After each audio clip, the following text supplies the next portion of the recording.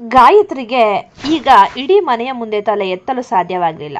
ರಮೇಶ್ ಅವರು ಅವಳನ್ನೇ ಬೆಂಕಿಯಂತೆ ನೋಡುತ್ತಿದ್ರು. ವಿಷಯ ತಿಳಿದು ಅಲ್ಲಿಗೆ ಬಂದ ರಮೇಶ್, ಗಾಯತ್ರಿ ಮಗಳನ್ನಾದರೂ ಚೆನ್ನಾಗಿ ಇರಿಸ್ಕೊಳ್ತೀಯಾ ಅಂದುಕೊಂಡಿದ್ದೆ, ಆದರೆ ಅವಳ ಬದುಕನ್ನು ಹಾಳು ಮಾಡಿದ್ದೆ. ಇನ್ನು ಮೇಲೆ ಈ ಅಗ್ನಿ ನಿವಾಸದ ಮಣ್ಣನ್ನು ನೀನು ಮುಟ್ಟಬಾರದು, ನಡಿ ಇಲ್ಲಿಂದ. ಗಾಯತ್ರಿ ಮತ್ತು ಶ್ರೇಯ ಕಣ್ಣೀರು ಹಾಕುತ್ತಾ ಅಗ್ನಿ ನಿವಾಸದ ಮೆಟ್ಟಿಲು ಇಳಿದರು. ಶ್ರೇಯ ವಾಪಸ್ ತಿರುಗಿ ತ್ರಿಲೋಕ್ನನ್ನೇ ನೋಡುತ್ತಿದ್ದಳು. ಆದರೆ ತ್ರಿಲೋಕ್ ಮುಖ ತಿರುಗಿಸಿಕೊಂಡಿದ್ದ. ಅಸೂಯೆಯ ನೆರಳು ದೂರಾದ ಮೇಲೆ ಮನೆಯಲ್ಲಿ ಶಾಂತಿ ನೆಲೆಸಿತು. ಸಾವಿತ್ರಿಯವರು ಸಮರ್ಥ್ ಮತ್ತು ಲೀಲಾಳನ್ನು ಹತ್ತಿರ ಕರೆದರು. ಸಾವಿತ್ರಿ, ಮಕ್ಕಳೇ, ನಿಶ್ಚಿತಾರ್ಥದ ಮುಹೂರ್ತಕ್ಕೆ ಇನ್ನು ಸಮಯ ಇದೆ. ಅದುವರೆಗೂ ಲೀಲಾ ಮತ್ತು ಸಮರ್ಥ್ ಒಬ್ಬರನ್ನೊಬ್ಬರು ಚೆನ್ನಾಗಿ ಅರ್ಥ ಮಾಡಿಕೊಳ್ಳಲಿ. ನಮಗೆ ನಿಶ್ಚಿತಾರ್ಥಕ್ಕಿಂತ ಮುಖ್ಯವಾಗಿ ಈ ಎರಡು ಕುಟುಂಬಗಳ ನಡುವಿನ ನಂಬಿಕೆ ಬೆಳೆಯಬೇಕು. ಧನ್ಯಾ ಮಗಳೇ, ಲೀಲಾಳಿಗೆ ಈ ಮನೆಯ ಸಂಪ್ರದಾಯಗಳನ್ನೆಲ್ಲ ಹೇಳಿಕೊಡು. ಧನ್ಯಾ ಮತ್ತು ಲೀಲಾ ಪರಸ್ಪರ ಕೈ ಹಿಡಿದು ನಕ್ಕರು. ಅದ್ವೈತ್ ಸಮರ್ಥ್ನ ಭುಜದ ಮೇಲೆ ಕೈ ಇಟ್ಟು, ಈಗಲಾದರೂ ನೆಮ್ಮದಿಯಾಗಿ ಇರು ಸಮರ್ಥ್, ನಿನ್ನ ಪ್ರೀತಿಗೆ ಇನ್ಮುಂದೆ ಯಾರ ಅಡ್ಡಿಯೂ ಇರಲ್ಲ ಎಂದನು.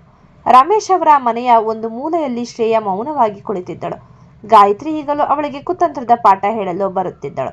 ಗಾಯತ್ರಿ, ಶ್ರೇಯ ಅಳಬೇಡ, ನಾವು ಮತ್ತೆ ಆ ಮನೆಗೆ ಹೋಗೋಣ. ಶ್ರೇಯ ತಕ್ಷಣ ಕಿರಿಸುತ್ತಾ, ಸಾಕು ಮಾಡು ಅಮ್ಮ, ನಿನ್ನ ಈ ಮಾತುಗಳನ್ನ ಕೇಳಿಯೇ ನಾನು ನನ್ನ ಮನೆಯನ್ನ ಕಳೆದುಕೊಂಡೆ. ತ್ರಿಲೋಕ್ ಹೇಳಿದ್ದು ಸರಿ, ಮೊದಲು ನಾನು ಬದಲಾಗಬೇಕು. ನಿನಗೆ ಬೇಕಿರೋದು ಆಸ್ತಿ, ಆದರೆ ನನಗೆ ಬೇಕಿರೋದು ನನ್ನ ಗಂಡನ ಪ್ರೀತಿ.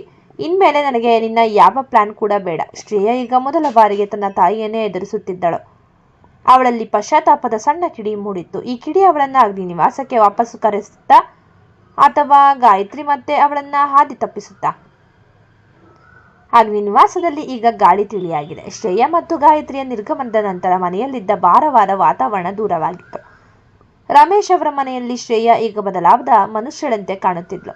ದಿನವಿಡೀ ಕಿಟಕಿಯ ಹತ್ತಿರ ಕುಳಿತು ತ್ರಿಲೋಕ್ ಕೊಟ್ಟ ಎಚ್ಚರಿಕೆಯನ್ನೇ ನೆನೆಯುತ್ತಿದ್ದಳು.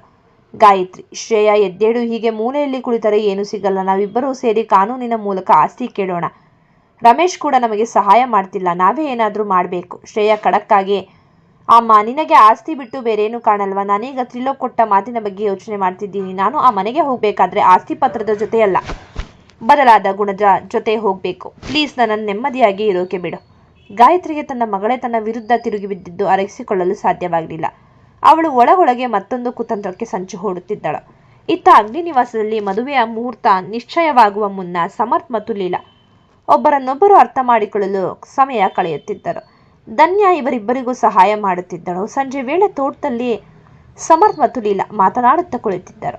ಸಮರ್ಥ್, ಲೀಲಾ, ನಿನಗೆ ಈ ಮನೆಯಲ್ಲಿ ಇರೋಕೆ ಭಯ ಆಗ್ತಿಲ್ಲ ತಾನೇ? ನಮ್ಮ ಅಣ್ಣ ಮತ್ತು ಅತ್ತಿಗೆ ನಿನ್ನನ್ನ ತುಂಬ ಪ್ರೀತಿಯಿಂದ ನೋಡ್ಕೊಳ್ತಾರೆ. ಲೀಲಾ, ಇಲ್ಲ ಸಮರ್ಥ್, ಧನ್ಯಾ ಇದ್ಮೇಲೆ ನನಗೆ ಯಾವ ಭಯವೂ ಇಲ್ಲ. ಆದರೆ ಶ್ರೇಯಾ ಅಕ್ಕನ ವಿಷಯದಲ್ಲಿ ನನಗೆ ಬೇಜಾರಿದೆ. ನನ್ನ ಮದುವೆಯಿಂದಾಗಿ ಅವರು ಮನೆಯಿಂದ ಹೊರಗೆ ಹೋಗುವಂತಾಯ್ತಲ್ಲ ಅಂತ ಸಂಕಟ ಆಗುತ್ತೆ. ಸಮರ್ಥ್ ಲೀಲಾಳ ಈ ವಿಶಾಲ ಮನೋಭಾವವನ್ನು ಕಂಡು ಅವಳ ಮೇಲೆ ಮತ್ತಷ್ಟು ಗೌರವ ತಂದುಕೊಂಡನು.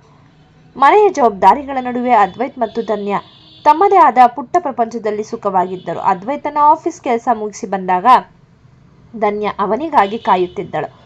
ಅದ್ವೈತ್, ಧನ್ಯಾ, ಶ್ರೇಯ ಮತ್ತು ಗಾಯತ್ರಿ ಅತ್ತೆ ಹೋದ್ಮೇಲೆ ಮನೆಯಲ್ಲಿ ಒಂದು ರೀತಿಯ ಪ್ರಶಾಂತತೆ ಇದೆ ಅಲ್ವಾ? ನೀನು ಬಂದ ಮೇಲೆ ಈ ಮನೆಗೆ ಹೊಸ ಕಳೆ ಬಂದಿದೆ. ಧನ್ಯಾ, ಹೌದು ಅದ್ವೈತ್, ಆದರೆ ಶ್ರೇಯ ಅಕ್ಕ ಬದಲಾಗಿ ವಾಪಸ್ ಬರಲಿ ಅನ್ನೋದೇ ನನ್ನ ಆಸೆ. ಅವರು ಈ ಮನೆಯ ಮಗಳು, ಅವರು ದೂರ ಇರೋದು ಯಾರಿಗೂ ಇಷ್ಟವಿಲ್ಲ.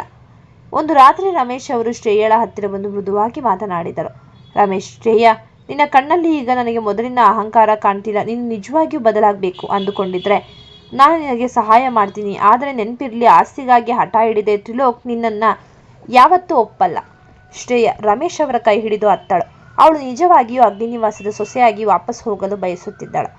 ಆದರೆ ಇದೇ ಸಮಯದಲ್ಲಿ ನರ್ಮದಾ ಜೈಲಿನಿಂದ ಜಾಮೀನು ಪಡೆದು ಹೊರಬಂದಿದ್ದಾಳೆ. ಅವಳು ಈಗ ಗಾಯತ್ರಿಯ ಜೊತೆ ಕೈಗೂಡಿಸಿ ಅಗ್ನಿನಿವಾಸದ ನೆಮ್ಮದಿ ಕೆಡಿಸಲು ಹೊಸದೊಂದು ಡಾರ್ಕ್ ಪ್ಲಾನ್ ಸಿದ್ಧಪಡಿಸುತ್ತಿದ್ದಾಳೆ. ಅಗ್ನಿನಿವಾಸದಲ್ಲಿ ಈಗ ಭಾವನೆಗಳ ಸಂಘರ್ಷ ಮತ್ತು ಸಂಭ್ರಮ ಎರಡು ಮುಖಾಮುಖಿಯಾಗಿವೆ. ಜಗನ್ನಾಥ್ ಅವರು ತನ್ನ ಮಗಳು ನರ್ಮದಾ ಮತ್ತು ಹೆಂಡತಿ ತಾರಾಳ ಕುತಂತ್ರಗಳಿಂದ ಎಷ್ಟು ಬೇಸತ್ತಿದ್ದಾರೆ ಎಂದರೆ ಅವರಿಗೆ ಮನೆಯಲ್ಲಿ ಒಂದು ಕ್ಷಣವೂ ಇರಲು ಮನಸ್ಸಿಲ್ಲದಂತಾಗಿದೆ. ಜಗನ್ನಾಥ್ ಮನೆಯ ಹಜಾರದಲ್ಲಿ ನಿಂತು ಗಂಭೀರವಾಗಿ ಮಾತನಾಡುತ್ತಿದ್ರು. ಜಗನ್ನಾಥ್, ಸಾವಿತ್ರಿ, ಇಲ್ಲಿ ನಡೆಯುತ್ತಿರೋದು ನೋಡಿದರೆ ನನಗೆ ತುಂಬ ಸಂಕಟ ಆಗ್ತಿದೆ. ನನ್ನ ಮಗಳು ನರ್ಮದಾ ಇಷ್ಟು ಕೆಳಮಟ್ಟಕ್ಕೆ ಇಳಿತಾರೆ ಅಂತ ನಾನು ಅಂದುಕೊಂಡಿರಲಿಲ್ಲ. ಇತ್ತ ತಾರಾ ಕೂಡ ಅವಳ ದಾರಿಯಲ್ಲೇ ಹೋಗ್ತಿದ್ದಾಳೆ. ಇವರ ಪಿತೂರುಗಳ ಮಧ್ಯ ಇರೋದಕ್ಕಿಂತ ನಾವು ಬಂದ ದಾರಿಯಲ್ಲೇ ವಾಪಸ್ ನಮ್ಮ ದೇಶಕ್ಕೆ ಹೋಗೋದೇ ಒಳ್ಳೆಯದು ಅಂತ ನಿರ್ಧಾರ ಮಾಡಿದ್ದೀನಿ. ತಾರಾ ಏನೋ ಹೇಳಲು ಬಂದಾಗ ಜಗನ್ನಾಥ್ ಕೈ ಸನ್ನೆ ಮಾಡಿ ತಡೆದರು. ಸಾವಿತ್ರಿ ಅವರು ಜಗನ್ನಾಥ್ ಹತ್ತಿರ ಬಂದು ಮೃದುವಾಗಿ ಹೇಳಿದರು. ಸಾವಿತ್ರಿ, ಜಗನ್ನಾಥ್, ನಿಮ್ಮ ನೋವು ನನಗೆ ಅರ್ಥ ಆಗುತ್ತೆ. ಆದರೆ ಮನೆಯಲ್ಲಿ ಮಗ ಸಮರ್ಥ್ ಮದುವೆ ಸಿದ್ಧತೆ ನಡೀತಿದೆ. ನೀವು ಈ ಮನೆಯ ಹಿರಿಯರು, ನೀವು ಇಲ್ಲದೆ ಮದುವೆ ಹೇಗೆ ನಡೆಯುತ್ತೆ? ಪ್ಲೀಸ್, ಸಮರ್ಥ್ ಮದುವೆ ಮುಗಿಸಿಕೊಂಡು ಆಮೇಲೆ ಹೋಗಿ. ಅಲ್ಲಿಯವರೆಗಾದರೂ ತಾಳ್ಮೆಯಿಂದ ಇರಿ. ಜಗನ್ನಾಥ್ ಸಾವಿತ್ರಿಯವರ ಮಾತಿಗೆ ಬೆಲೆ ಕೊಟ್ಟು, ಸರಿ ಸಾವಿತ್ರಿ, ಮದುವೆ ಮುಗಿಯೋವರೆಗೂ ಇರ್ತೀನಿ. ಆದರೆ ಅದಾದ ಮೇಲೆ ಒಂದು ಕ್ಷಣವೂ ಇಲ್ಲಿ ಇರಲ್ಲ ಎಂದು ಒಪ್ಪಿಕೊಂಡರು. ಇತ್ತ ಜಗನ್ನಾಥ್ ಅವರು ಹೋಗೋ ಮಾತಾಡ್ತಿದ್ರೆ, ಜೈಲಿನಿಂದ ಹೇಗೋ ಹೊರಬಂದ ನರ್ಮದಾ ಈಗ ರಮೇಶ್ ಅವರ ಮನೆಯಲ್ಲಿ ಗಾಯತ್ರಿಯ ಜೊತೆ ರಹಸ್ಯವಾಗಿ ಭೇಟಿಯಾದ್ಲು. ಇಬ್ಬರ ದ್ವೇಷಕ್ಕೂ ಈಗ ಧನ್ಯ ಮತ್ತು ಅದ್ವೈತ್ ಗುರಿಯಾಗಿದ್ದಾರೆ. ನರ್ಮದಾ, ನೋಡಿ ಗಾಯತ್ರಿ ಅತ್ತೆ, ಅಪ್ಪ ನನ್ನನ್ನ ದ್ವೇಷ ಮಾಡಿ ಹೊರಗೆ ಹೋಗ್ತಿದ್ದಾರೆ. ಆದರೆ ನಾನು ಅಷ್ಟು ಸುಲಭವಾಗಿ ಬಿಡಲ್ಲ. ಸಮರ್ಥ್ ಮತ್ತು ಲೀಲಾ ಮದುವೆ ಸಂಭ್ರಮದಲ್ಲಿರುವಾಗಲೇ ನಾವು ಅಗ್ನಿ ನಿವಾಸದ ಬುಡಕ್ಕೆ ಕೈ ಹಾಕಬೇಕು. ಆ ಧನ್ಯಾಳ ಹೆಸರಲ್ಲಿರೋ ಆಸ್ತಿಯನ್ನ ಹೇಗಾದರೂ ಮಾಡಿ ನಮ್ಮ ಕಡೆ ತಿರುಗಿಸಿಕೊಳ್ಬೇಕು. ಗಾಯತ್ರಿ, ಹೌದು ನರ್ಮದಾ, ಅದಕ್ಕೆ ಈಗ ಶ್ರೇಯಾ ನಮಗೆ ಅಡ್ಡಿಯಾಗಿದ್ದಾಳೆ. ಅವಳು ಈಗ ಪಶ್ಚಾತ್ತಾಪದ ನಾಟಕ ಆಡ್ತಿದ್ದಾಳೆ. ಮೊದಲು ಅವಳನ್ನ ಬುಟ್ಟಿಗೆ ಹಾಕಿಕೊಳ್ಳೋಣ. ಮನೆಯಲ್ಲಿನ ಈ ಎಲ್ಲ ಕಹಿ ಘಟನೆಗಳ ನಡುವೆಯೂ ಸಮರ್ಥ್ ಮತ್ತು ಲೀಲಾಳ ನಿಶ್ಚಿತಾರ್ಥದ ಶಾಪಿಂಗ್ ಶುರುವಾಯಿತು. ಇಡೀ ಕುಟುಂಬ ಸಿಟಿ ಮಾಲ್ಗೆ ತೆರಳಿತು. ಅದ್ವೈತ್ ಮತ್ತು ಧನ್ಯಾ ಮುಂಚೂಣಿಯಲ್ಲಿದ್ದು ಎಲ್ಲವನ್ನೂ ಸಿದ್ಧಪಡಿಸುತ್ತಿದ್ದರು. ಸಮರ್ಥ್ ಲೀಲಾಳಿಗೆ ಸುಂದರವಾದ ರೇಷ್ಮೆ ಸೀರೆಯನ್ನು ಆರಿಸುತ್ತಿದ್ದ. ಲೀಲಾ ನಾಚಿಕೆಯಿಂದ ಅವನಿಗೆ ಮ್ಯಾಚ್ ಆಗುವಂತಹ ಶೇರ್ವಾನಿಯನ್ನು ತೋರಿಸುತ್ತಿದ್ದಳು. ಅದಿತಿ ತುಂಟತನ ಮಾಡುತ್ತಾ ಲೀಲಾಳಿಗೆ ಯಾವ ಒಡವೆ ಚೆನ್ನಾಗಿ ಕಾಣುತ್ತೆ ಎಂದು ಪರೀಕ್ಷಿಸುತ್ತಿದ್ದಳು. ಧನ್ಯಾ ಸಾವಿತ್ರಿಯವರಿಗೆ ಬೇಕಾದ ಸೀರೆಗಳನ್ನು ಆಯ್ಕೆ ಮಾಡುತ್ತಿದ್ದಳು. ಜಗನ್ನಾಥ್ ಅವರು ಸಮರ್ಥ್ ಮತ್ತು ಲೀಲಾಳಿಗೆ ಬೆಲೆ ಬಾಳುವ 2 ವಜ್ರದ ಉಂಗುರಗಳನ್ನು ಆರಿಸಿಕೊಂಡರು. ಮಗಳ ಮೇಲೆ ಕೋಪವಿದ್ದರೂ ಮಗನ ಮದುವೆ ವಿಷಯದಲ್ಲಿ ಅವರು ಹಿಂದೆ ಸರಿಯಲಿಲ್ಲ. ಶಾಪಿಂಗ್ ಮುಗಿಸಿ ಮನೆಗೆ ಬಂದಾಗ ಎಲ್ಲರ ಕೈಯಲ್ಲೂ ಬಣ್ಣ ಬಣ್ಣದ ಬ್ಯಾಗ್ಗಳಿದ್ದವು. ಮನೆಯಲ್ಲಿ ಹಬ್ಬದ ವಾತಾವರಣವಿತ್ತು. ಆದರೆ ಶಾಪಿಂಗ್ ಮಾಲ್ನ ದೂರದ ಮೂಲೆಯಲ್ಲಿ ನರ್ಮದಾ ಮತ್ತು ಗಾಯತ್ರಿ ಇವರನ್ನೇ ಗಮನಿಸುತ್ತಾ ನಿಂತಿದ್ದರು. ಆ ಸಂಭ್ರಮವನ್ನು ಹೇಗೆ ದುರಂತವಾಗಿ ಬದಲಿಸಬೇಕು ಎಂಬ ಕ್ರೂರ ಆಲೋಚನೆ ನರ್ಮದಾಳ ಕಣ್ಣಲ್ಲಿ ಮಿಂಚುತ್ತಿತ್ತು. ಅಗ್ನಿ ನಿವಾಸದಲ್ಲಿ ನಿಶ್ಚಿತಾರ್ಥದ ದಿನ ಬಂದೇ ಬಿಟ್ಟಿತ್ತು. ಮನೆಯನ್ನೆಲ್ಲ ಹೂವುಗಳಿಂದ ಶೃಂಗರಿಸಲಾಗಿತ್ತು. ಹಜಾರದಲ್ಲಿ ಹೋಮದ ಸಿದ್ಧತೆಗಳು ನಡೆಯುತ್ತಿದ್ದರೆ ಇತ್ತ ಎಲ್ಲರಿಗೂ ತಿಳಿಯದಂತೆ ನರ್ಮದಾ ಮತ್ತು ಗಾಯತ್ರಿ ಮನೆಯ ಹಿತ್ತಲ ಬಾಗಿಲಿಂದ ಬಂದು ಶ್ರೇಯಾಳ ರೂಮ್ನಲ್ಲಿ ಅಡಗಿ ಕುಳಿತಿದ್ದರು. ಧನ್ಯಾ ಲೀಲಾಳನ್ನು ಅಂದವಾಗಿ ಅಲಂಕರಿಸುತ್ತಿದ್ದಳು. ಲೀಲಾ ಹಸಿರು ಬಣ್ಣದ ರೇಷ್ಮೆ ಸೀರೆಯಲ್ಲಿ ದೇವತೆಯಂತೆ ಕಾಣುತ್ತಿದ್ಲು. ಧನ್ಯಾ, ನೋಡು ಲೀಲಾ, ಇವತ್ತು ನಿನ್ನ ಬದುಕಿನ ಹೊಸ ಆರಂಭ. ಎಂತಹ ಅಡೆತಡೆ ಬಂದರೂ ಸಮರ್ಥ್ ಕೈ ಬಿಡಬೇಡ. ಧನ್ಯಾಳಿಗೆ ಯಾಕೋ ಮನಸ್ಸಿನಲ್ಲಿ ಏನೋ ಕೆಟ್ಟದಾಗುವ ಸುಳಿವು ಸಿಗುತ್ತಿತ್ತು. ಅವಳು ಅದಿತಿಯನ್ನು ಕರೆದು, ಅದಿತಿ, ಶ್ರೇಯಾ ಅಕ್ಕನ ರೂಮಿನ ಕಡೆ ಒಂದು ಕಣ್ಣಿಟ್ಟಿರು. ನರ್ಮದಾ ಏನಾದರೂ ಸಂಚು ಹೂಡಬಹುದು ಎಂದು ಎಚ್ಚರಿಸಿದ್ದಳು. ನಿಶ್ಚಿತಾರ್ಥದ ಮುಹೂರ್ತ ಹತ್ತಿರ ಬಂದಾಗ ಸಮರ್ಥ್ ಮತ್ತು ಲೀಲಾ ಉಂಗುರ ಬದಲಾಯಿಸಲು ಸಿದ್ಧರಾದರು. ಸರಿಯಾಗಿ ಅದೇ ಸಮಯದಲ್ಲಿ ನರ್ಮದಾ ಹಜಾರಕ್ಕೆ ಎಂಟ್ರಿ ಕೊಟ್ಲು. ಅವಳ ಕೈಯಲ್ಲಿ ಕೆಲವು ಹಳೆಯ ಫೋಟೋಗಳು ಮತ್ತು ಒಂದು ಲೀಗಲ್ ನೋಟಿಸ್ ಇತ್ತು. ನರ್ಮದಾ ಜೋರಾಗಿ ನಗುತ್ತಾ, ನಿಲ್ಲಿಸಿ ಈ ನಾಟಕವನ್ನ, ಈ ನಿಶ್ಚಿತಾರ್ಥ ನಡೆಯೋಕೆ ಸಾಧ್ಯವೇ ಇಲ್ಲ. ಜಗನ್ನಾಥ್ ಸಿಟ್ಟಿನಿಂದ ಎದ್ದು ನಿಂತರು. ನರ್ಮದಾ, ನಿನಗೆ ಇಷ್ಟು ಧೈರ್ಯ ಇದ್ರೆ ಇಲ್ಲಿಗೆ ಬರ್ತೀಯ? ಮರ್ಯಾದೆಯಿಂದ ಹೊರಟು ಹೋಗು. ನರ್ಮದಾ, ಅಪ್ಪ ಅವಸರ ಬೇಡ. ಈ ಲೀಲಾ ಯಾರು ಅಂತ ನಿಮ್ಗೆ ಗೊತ್ತಾ? ಇವಳು ಧನ್ಯಾಳ ಬಾಲ್ಯದ ಗೆಳತಿ ಮಾತ್ರವಲ್ಲ, ನಮ್ಮ ಆಸ್ತಿಗೆ ಕನ್ನ ಹಾಕಲು ಬಂದಿರೋ ಪ್ಲಾನ್ ಇದು. ನೋಡಿ, ಈ ಫೋಟೋಗಳು ಲೀಲಾ ಮತ್ತು ಅವಳ ಕುಟುಂಬದವರು ಈ ಹಿಂದೆಯೇ ನಮ್ಮ ಆಸ್ತಿ ಪಾಲಾಗಬೇಕು ಅಂತ ಕೋರ್ಟ್ನಲ್ಲಿ ಕೇಸ್ ಹಾಕೋಕೆ ತಯಾರಿ ನಡೆಸಿದ್ದಾರೆ. ಈ ಲೀಲಾ ಸಮರ್ಥ್ನ ಪ್ರೀತಿಸಿಲ್ಲ, ನಮ್ಮ ಅಗ್ನಿ ನಿವಾಸದ ಅಂತಸ್ತನ್ನ ಪ್ರೀತಿಸಿದ್ದಾಳೆ. ನರ್ಮದಾ ಎಡಿಟ್ ಮಾಡಿದ ಕೆಲವು ಸುಳ್ಳು ದಾಖಲೆಗಳನ್ನು ಎಲ್ಲರ ಮುಂದೆ ಎಸೆದಳು. ಶಂಕರಪ್ಪ ಮತ್ತು ಭಾಗ್ಯಮ್ಮ ದಂಗಾಗಿ ನಿಂತರು. ಅಗ್ನಿ ನಿವಾಸದ ಮಂದಿಯ ನಡುವೆ ಗುಸುಗುಸು ಚರ್ಚೆ ಶುರುವಾಯಿತು. ಲೀಲಾ ಕಣ್ಣೀರು ಹಾಕುತ್ತಾ ಸಮರ್ಥ್ನನ್ನು ನೋಡಿದಳು. ನರ್ಮದಾಳ ಈ ಮಾತನ್ನು ಕೇಳಿ ಸಾವಿತ್ರಿಯವರು ಕೂಡ ಒಂದು ಕ್ಷಣ ಗೊಂದಲಕ್ಕೀಡಾದರು.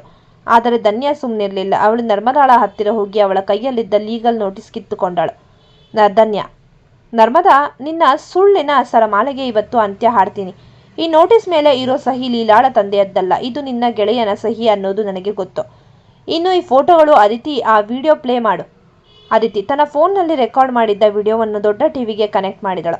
ಅದರಲ್ಲಿ ನರ್ಮದಾ ಮತ್ತು ಗಾಯತ್ರಿ ಕುರಿತು ಹೇಗೆ ಸುಳ್ಳು ದಾಖಲೆ ಸೃಷ್ಟಿಸಬೇಕು ಎಂದು ಚರ್ಚಿಸುತ್ತಿರುವುದು ಸ್ಪಷ್ಟವಾಗಿತ್ತು. ಇದನ್ನು ಕಂಡು ಗಾಯತ್ರಿ ಅಲ್ಲಿಂದ ಓಡಲು ಪ್ರಯತ್ನಿಸಿದಳು. ಆದರೆ ರಮೇಶ್ ಅವಳನ್ನು ತಡೆದರು.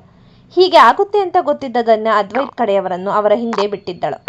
ರಮೇಶ್ ಮನೆಯವರು ನಿಶ್ಚಿತಾರ್ಥಕ್ಕೆ ಕರೆದಿದ್ದರಿಂದ ಶ್ರೇಯಾ ಕೂಡ ಬಂದಿದ್ಲು.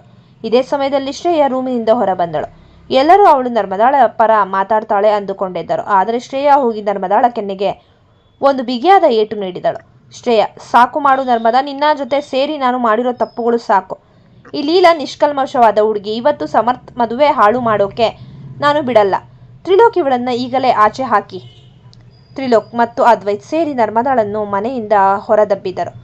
ಜಗನ್ನಾಥ್ ಅವರು ಶ್ರೇಯಳ ಬದಲಾವಣೆಯನ್ನು ಕಂಡು ನಿಟ್ಟುಸಿರು ಬಿಟ್ಟರು. ಜಗನ್ನಾಥ್, ಇವತ್ತು ನನ್ನ ಮಗಳು ಸೋತಳು, ಆದರೆ ನನ್ನ ಮನೆತನದ ಸೊಸೆ ಶ್ರೇಯ ಗೆದ್ದಳು. ಧನ್ಯ, ನಿನ್ನ ಚತುರತೆಯಿಂದ ಇವತ್ತು ದೊಡ್ಡ ಅನಾಹುತ ತಪ್ಪಿತು. ಸಮರ್ಥ್ ಲೀಲಾಳ ಕಣ್ಣೀರು ಒರೆಸು ಎಲ್ಲರ ಸಮ್ಮುಖದಲ್ಲಿ ಅವಳಿಗೆ ಉಂಗುರ ತೊಡಿಸಿದನು. ಅಗ್ನಿ ನಿವಾಸದ ಹಜಾರದಲ್ಲಿ ಚಪ್ಪಾಳೆಗಳ ಸದ್ದು ಮೊಳಗಿತು. ಗಾಯತ್ರಿ ತಲೆ ತಗ್ಗಿಸಿ ರಮೇಶ್ ಅವರ ಹಿಂದೆ ನಿಂತಿದ್ದಳು. ಸಾವಿತ್ರಿ ಅವರು ಧನ್ಯ ಮತ್ತು ಲೀಲಾಳನ್ನು ಅಪ್ಪಿಕೊಂಡು ಹರಸಿದರು. ನರ್ಮದಾ ಹೊರಗೆ ನಿಂತು ದ್ವೇಷದಿಂದ ಮನೆಯನ್ನೇ ನೋಡುತ್ತಿದ್ದಳು. ಆದರೆ ಅಗ್ನಿನಿವಾಸದ ಕೋಟೆ ಈಗ ಮೊದಲಿಗಂತಲೂ ಗಟ್ಟಿಯಾಗಿತ್ತು. ಅಗ್ನಿನಿವಾಸದಲ್ಲಿ ಅಡೆತಡೆಗಳಿಲ್ಲ. ಸರಿದು ನಿಶ್ಚಿತಾರ್ಥದ ಸಂಭ್ರಮದ ನಂತರ ಅಗ್ನಿನಿವಾಸದ ಆ ರಾತ್ರಿ ಬಹಳ ಪ್ರಶಾಂತವಾಗಿತ್ತು. ಅದ್ವೈತ್ ಮತ್ತು ಧನ್ಯ ತಮ್ಮ ಕೋಣೆಯ ಬಾಲ್ಕನಿಯಲ್ಲಿ ಕುಳಿತು ನಕ್ಷತ್ರಗಳನ್ನು ನೋಡುತ್ತಿದ್ದರು. ಸೋಲಿನಿಂದ ಗೆಲುವಿನತ್ತ ಮನೆಯನ್ನು ಮುನ್ನಡೆಸಿದ ಧನ್ಯಾಳನ್ನು ಕಂಡು ಅದ್ವೈತ್ಗೆ ಹೆಮ್ಮೆ ಎನಿಸಿತು. ಅವನು ಮೆಲ್ಲನೆ ಅವಳ ಹತ್ತಿರ ಬಂದು ಅವಳ ಕೈ ಹಿಡಿದು ಎಳೆದನು. ಧನ್ಯಾಳ ಕಣ್ಣುಗಳಲ್ಲಿ ನಾಚಿಕೆ ಎದ್ದು ಕಾಣುತ್ತಿತ್ತು. ಅದ್ವೈತ್ ಅವಳ ಮುಖವನ್ನು ತನ್ನ 2 ಕೈಗಳಿಂದ ಹಿಡಿದು ಅವಳ ಹಣೆ ಮತ್ತು ಕಣ್ಣುಗಳಿಗೆ ಮುತ್ತಿಕ್ಕಿ ಕೊನೆಗೆ ಅವಳ ತುಟಿಗಳಿಗೆ ಗಾಢವಾದ ಮುತ್ತನ್ನು ನೀಡಿದನು.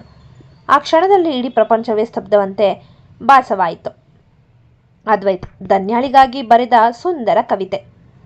ಕವಿತೆಯ ಸಾಲುಗಳಿಗೂ ನಿನ್ನ ನಗು ಕಂಡರೆ ಅಸೂಯೆ. ನಿನ್ನ ಕಣ್ಣಿನ ಕಾಂತಿಗೆ ನಕ್ಷತ್ರಗಳಿಗೂ ಮಂಕಾದ ನಿಕಾಯೆ. ಸಂಕಷ್ಟದ ಸುಳಿಯಲ್ಲಿ ನಿನಗೆ ನಂಬಿಕೆಯೇ ಉಸಿರು. ಈ ಅಗ್ನಿನಿವಾಸದ ಕೀರ್ತಿ ಹೆಚ್ಚಿಸಿದ ಸುಂದರ ಹೆಸರು. ನಿನ್ನ ಮೌನದಲ್ಲೂ ಇದೇ ಪ್ರೀತಿಯ ಸಾವಿರ ಅರ್ಥ. ನನ್ನ ಬಾಳ ಹಾದಿಗೆ ನೀನೇ ಅಲ್ಲವೇ ಸರಿಯಾದ ಸಾರ್ಥ. ನೀನಿಟ್ಟ ಪ್ರತಿ ಹೆಜ್ಜೆಯಲ್ಲೂ ಬೆಂಕಿಯು ಹೂವಾಗಲಿ. ನಮ್ಮ ಈ ಅನುರಾಗದ ದೀಪ ಎಂದಿಗೂ ಬೆಳಗಿಲ್ಲ. ಬಂಗಾರದಂಥ ಮನಸ್ಸು ನಿನ್ನದು. ಮುಗ್ಧತೆಯೇ ನಿನ್ನ ಸೊಬಗು. ನಿನ್ನ ಪ್ರೀತಿಯ ಬೆಚ್ಚಗಿನ ಅಪ್ಪಣೆಯಲ್ಲಿದೆ ನನ್ನ ಎಲ್ಲ ಜಗತ್ತಿನ ಹಾಗೂ ಜನ್ಮ ಜನ್ಮಕ್ಕೂ ನೀನೇ ಇರಲಿ ನನ್ನ ಬಾಳ ಸಂಗಾತಿ. ಓ ನನ್ನ ಧನ್ಯ, ನೀನೇ ಈ ಅದ್ವೈತ್ನ ಅಸಲಿ ಆಸ್ತಿ. ಈ ಕವಿತೆಯನ್ನು ಕೇಳಿ ಧನ್ಯ ಅದ್ವೈತ್ನ ಎದೆಗೆ ಮುಖ ಒತ್ತಿ ನಕ್ಕಳು. ಅಗ್ನಿ ನಿವಾಸದಲ್ಲಿ ಈಗ ಕೇವಲ ಪ್ರೀತಿಯ ಸುಗಂಧ ಮಾತ್ರ ಪಸರಿಸಿತ್ತು.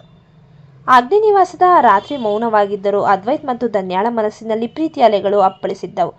ಬಾಲ್ಕನಿಯ ತಂಪಾದ ಗಾಳಿ ಧನ್ಯಾಳ ಕೂದಲನ್ನು ಸವರಿ ಹೋದಾಗ ಅದ್ವೈತ್ ಅವಳನ್ನು ಹಿಂದಿನಿಂದ ಅಪ್ಪಿಕೊಂಡನು. ಅದ್ವೈತ್ ನೀಡಿದ ಆ ಗಾಢವಾದ ಮುತ್ತಿನ ಅಲೆ ಇನ್ನು ಧನ್ಯಾಳ ಮನಸ್ಸಿನಲ್ಲಿ ಸುಳಿಯುತ್ತಿತ್ತು. ಧನ್ಯ ಮೆಲ್ಲನೆ ಅದ್ವೈತ್ನತ್ತ ತಿರುಗಿ ಅವನ ಕಣ್ಣಲ್ಲಿ ಕಣ್ಣಿಟ್ಟು ಮಾತನಾಡಲು ಶುರು ಮಾಡಿದಳು. ಅದ್ವೈತ್, ಇವತ್ತು ನಿಶ್ಚಿತಾರ್ಥದ ಗದ್ದಲದಲ್ಲಿ ನರ್ಮದಾ ಆಸ್ತಿ ಬಗ್ಗೆ ಮಾತನಾಡಿದಾಗ ನನಗೆ ಒಂದು ಕ್ಷಣ ಭಯ ಆಗ್ತಿತ್ತು.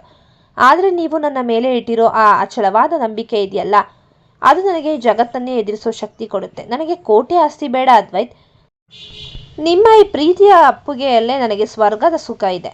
ನಿಮ್ಮ ಉಸಿರಿನಲ್ಲಿ ಬೆರೆಯೋ ಈ ಪ್ರತಿ ಕ್ಷಣವೂ ನನಗೆ ಸಾಕ್ಷಾತ್ ದೈವ ದರ್ಶನದಂತೆ. ಅವಳ ಮಾತಿನಲ್ಲಿದ್ದ ಪ್ರಾಮಾಣಿಕತೆ ಅದ್ವೈತ್ನನ್ನು ಇನ್ನಷ್ಟು ಹತ್ತಿರಕ್ಕೆ ಸೆಳೆಯಿತು. ಕೋಣೆಯ ಕಿಟಕಿಯ ಮೂಲಕ ಚಂದ್ರನ ಬೆಳಕು ಚೆಲ್ಲಾಡುತ್ತಿತ್ತು. ಬೆಚ್ಚನೆಯ ಹಳದಿ ಬೆಳಕಿನ ನಡುವೆ ಅದ್ವೈತ್ ಧನ್ಯಾಳ ಕೈ ಹಿಡಿದು ಮೆಲ್ಲನೆ ಮಂಚದತ್ತ ಕರೆದೊಯ್ದನು. ಅವಳ ಕೈ ಬೆರಳುಗಳು ಅದ್ವೈತ್ನ ಶರ್ಟ್ ಅನ್ನು ಬಿಗಿಯಾಗಿ ಹಿಡಿದಿದ್ದವು. ಹೃದಯದ ಬಡಿತ ಸದ್ದು ಇಬ್ಬರಿಗೂ ಕೇಳಿಸುತ್ತಿತ್ತು. ಅದ್ವೈತ್ ಧನ್ಯಾಳ ಕಿವಿಯ ಹತ್ತಿರ ಬಂದು ಪಿಸುಗುಟ್ಟಿದನು. ಧನ್ಯ, ನೀನು ಕೇವಲ ನನ್ನ ಹೆಂಡತಿಯಲ್ಲ, ನನ್ನ ಆತ್ಮ. ನಮ್ಮಿಬ್ಬರ ಈ ಮಿಲನಕ್ಕೆ ಕಾಲವೇ ಸಾಕ್ಷಿ. ಅವನು ಅವಳ ಮುಖದ ಮೇಲಿದ್ದ ಮುಂಗುರಳನ್ನು ಸರಿಸಿ ಅವಳ ಹಣೆಯ ಮೇಲೆ ದೀರ್ಘವಾಗಿ ಮುತ್ತಿಕ್ಕಿದ್ದನು. ಧನ್ಯ ತನ್ನ ಕಣ್ಣುಗಳು ಮುಚ್ಚಿ ಆ ಕ್ಷಣದ ಸುಖವನ್ನು ಅನುಭವಿಸುತ್ತಿದ್ದಳು. ಅದ್ವೈತ್ನ ಬೆಚ್ಚನೆಯ ಸ್ಪರ್ಶ ಅವಳ ದೇಹದಲ್ಲಿ ಮಿಂಚಿನಂತೆ ಸಂಚರಿಸಿತ್ತು. ಅವನು ಅವಳನ್ನು ಮೃದುವಾಗಿ ಎತ್ತಿ ಮಲಗಿಸಿದಾಗ ಅವಳ ಸೀರೆಯ ಸೆರಗು ನೆಲಕ್ಕೆ ಜಾರಿತ್ತು. ಇಬ್ಬರ ಉಸಿರಾಟದ ವೇಗ ಹೆಚ್ಚಾಗಿತ್ತು. ಅದ್ವೈತ್ ಅವಳ ಕುತ್ತಿಗೆಯ ಮೇಲೆ ಮೆಲ್ಲನೆ ಮುತ್ತುಗಳನ್ನು ಇಡುತ್ತಾ ಹೋದಂತೆ ಧನ್ಯ ಅವನನ್ನು ಇನ್ನಷ್ಟು ಬಿಗಿಯಾಗಿ ಅಪ್ಪಿಕೊಂಡಳು. ಆ ರಾತ್ರಿ ಕೇವಲ 2 ದೇಹಗಳ ಮಿಲನವಾಗಿರಲಿಲ್ಲ, ಅದು 2 ಶುದ್ಧ ಆತ್ಮಗಳ ಅನುರಾಗದ ಸಂಗಮವಾಗಿತ್ತು. ಹೊರಗಿನ ಪ್ರಪಂಚದ ಎಲ್ಲ ದ್ವೇಷ, ಅಸೂಯೆ ಮತ್ತು ಸಂಚುಗಳು ಆ ಕ್ಷಣದಲ್ಲಿ ಕರಗಿ ಹೋದವು. ಕತ್ತಲ ನಡುವೆಯೂ ಅವರ ಪ್ರೀತಿ ಪ್ರಕಾಶಮಾನವಾಗಿ ಬೆಳಗುತ್ತಿತ್ತು. ಪರಸ್ಪರ ತೋಳಿನಲ್ಲಿ ಕಳೆದು ಹೋದ ಅವರು ಅಗ್ನಿ ನಿವಾಸದ ಆ ಶಾಂತ ರಾತ್ರಿಯಲ್ಲಿ ಒಬ್ಬರಿಗೊಬ್ಬರು ಸಂಪೂರ್ಣವಾಗಿ ಅರ್ಪಿತರಾದರು. ಆ ಮಿಲನದಲ್ಲಿ ಒಂದು ಮುದ್ದದ ಪ್ರೀತಿ ಇತ್ತು. ಅದು ಇವರಿಬ್ಬರನ್ನು ಯಾವತ್ತೂ ಬೇರ್ಪಡಿಸಲಾಗದ ಬಾಂಧವ್ಯದಿಂದ ಬಂಧಿಸಿತ್ತು. ಈ ಕತೆ ನಿಮಗೆ ಇಷ್ಟವಾಗಿದ್ದಲ್ಲಿ ಕತೆಯನ್ನು ವೀಕ್ಷಿಸಿದ ನಂತರ ದಯಮಾಡಿ ನಮ್ಮ ಚಾನೆಲ್ಗೆ ಸಬ್ಸ್ಕ್ರೈಬ್ ಮಾಡಿ, ಶೇರ್ ಮಾಡಿ ಮತ್ತು ಕಮೆಂಟ್ ಮಾಡಿ. ಧನ್ಯವಾದಗಳು.